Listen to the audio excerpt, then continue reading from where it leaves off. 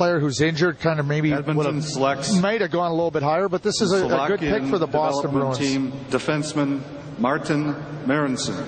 Now we've had a change here, a trade. Edmonton has picked up the draft pick from Ottawa in exchange from Carolina, pardon me, for Riley Nash.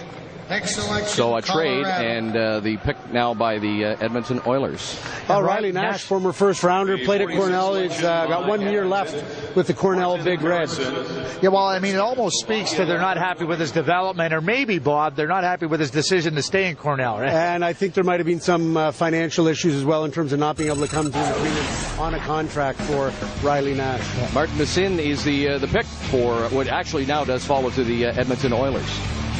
And you see him, one of the guys we followed around at the draft combine, and another one who tested very well at the combine. And it's always an interesting question, these guys going into the combine. Do they move up? Do they move down? How much importance does it have as far as the scouts are concerned? But didn't hurt himself, and he's selected 46 overall by the Edmonton Oilers, who have been active here in the second round with a trade. Well, he's a big, tall, lanky defenseman that needs a lot of that beef on the bones. And they're going to bank on it. I mean, they got Alex Plon, a former first-rounder. And again, Bob, it's the same thing that we're seeing here with the Oilers. They're trying to get bigger and stronger. I'm going to be interested to watch the Oilers the next little while. They've got a lot of young assets, obviously. I think Andrew Cogliano's name is very much in play in terms of trades that you might see.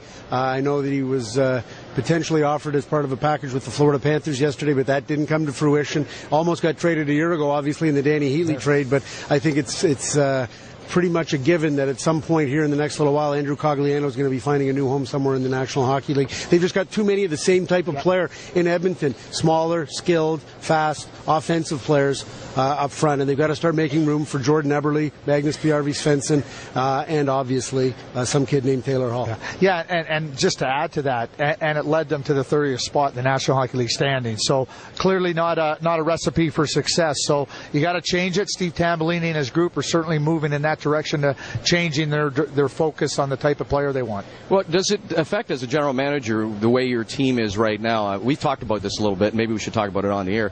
How you pick because of the way your team is right now, or you just pick best prospect? That's it. Well, I think, outside of guys like Taylor Hall and the top end of players who might be a little bit more ready, if you're drafting for need now, you didn't do a very good job 3 or 4 years ago, and these players aren't going to come in and help their team right now. It's just it's an impossible task. They might be able to play in the NHL. They're not going to help you win. We're just waiting